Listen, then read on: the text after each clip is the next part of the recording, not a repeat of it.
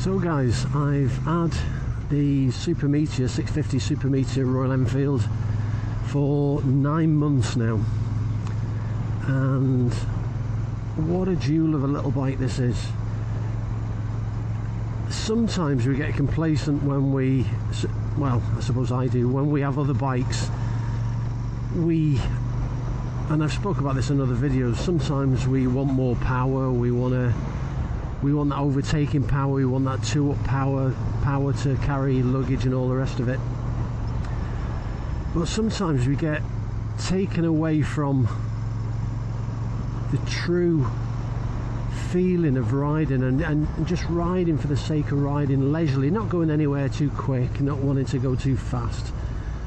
And I think the Super Meteor epitomises everything about bygone days and Enfields of the past. I know my 500 Classic, I've talked about this in previous videos, my 500 Classic I really liked, but I found that just a little bit too underpowered if I wanted to go anywhere further afield, I should say.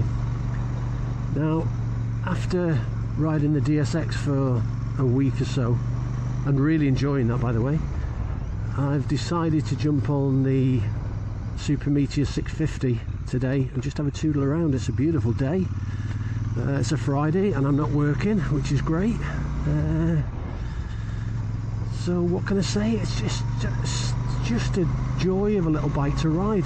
The only thing that detracts from the bike, even the forward foot pegs now, I've sort of got used to them. I mean, as I've said in previous videos, the forward pegs for me are a bit of a pain going over rough terrain, and the roads in the countryside where I live are really potholy, and having forward pegs, you really cannot get up on you can't get up on the pegs because you're just pulling on the bars and you're pulling your back.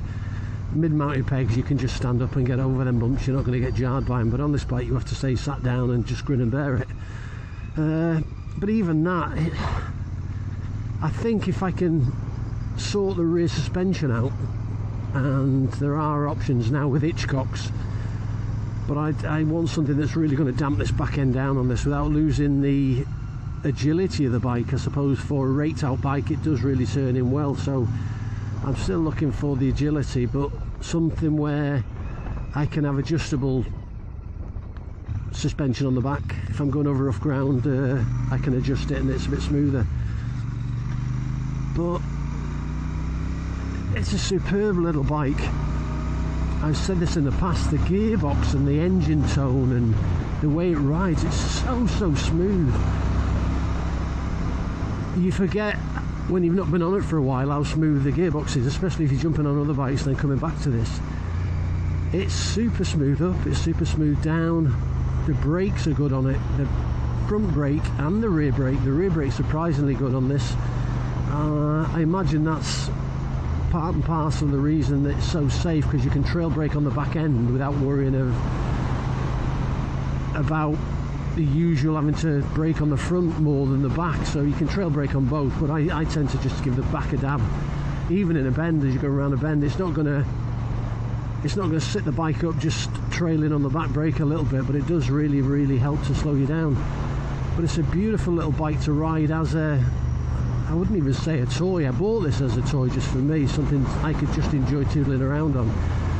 But my wife now has decided that she likes going out on it as well as the other bikes, and the problem with that is the rear seat is a bit small and she wants a touring seat on it with the backrest. And I'm in two minds whether to actually do that or not, because I think the aesthetics of the bike, for me, in my personal opinion, gets spoilt a bit with the touring seat on the backrest. I think as it is naked, it's a nice looking little bike, so we'll have to see.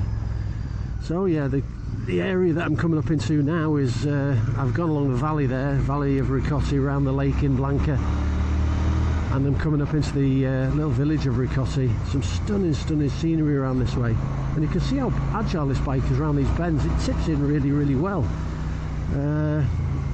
I had thoughts initially that the pegs would ground out, but I've never managed to do that. I don't know if that's down to my skill level or the fact that I'm not going as fast as I think I am in the bends. So yeah, it's a sweet little bike to ride. So regarding the suspension, if any of you guys are watching this and you've changed your rear suspension, I'd love some tips and some feedback, especially if you put the Hitchcock rear suspension on. Has it made a big difference? Has it softened it up? I know there's not a lot of travel on the back end on this, so you're not going to get a great deal of suspension travel. It's just that the jarring over the bumps is something I'd like to iron out a bit. So yeah, on roads like this where it's smooth and it's a little bit twisty, it's great fun to ride. And even though the shotgun has come out now, and the shotgun, not in the UK but certainly in Europe, is a few €100 cheaper than the Super Meteor, I still prefer the chrome and the polish and everything on the Super Meteor to the shotgun. That's just because I'm the sort of guy that likes to get the polish out, clean the bike and polish it, and have a shiny bike, I suppose. I've never been into these sort of matte black exhaust systems and black everything blacked out. It's just not something that appeals to me really. Again, we all have different tastes, so it's a personal opinion, but 9 months on with the Super Meteor and no intention of getting rid of this. I think it's going to be a keeper. I think I'm going to hang on to it and toodle along into my old age on it. And it may well be that in a few years time, when I can't handle the big DSX 900, it may be that this will be my main bike. I don't know, we'll have to see how everything goes.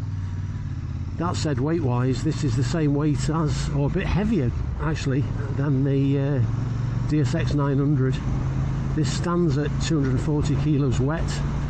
I think the DSX is coming in about 235 or 233. A similar weight, well, it's exactly the same weight as the BMW F850 GS Adventure, not the standard GS. The Adventure model's the same weight, pretty much same spec as well, 95 brake horsepower. But this little bike at 49 brake horsepower, a superb little bike for tootling around. And I know a lot of guys kit it out with luggage on the back and a back box and a fairing on the front and make it into a mini bagger or a mini Harley, if you like.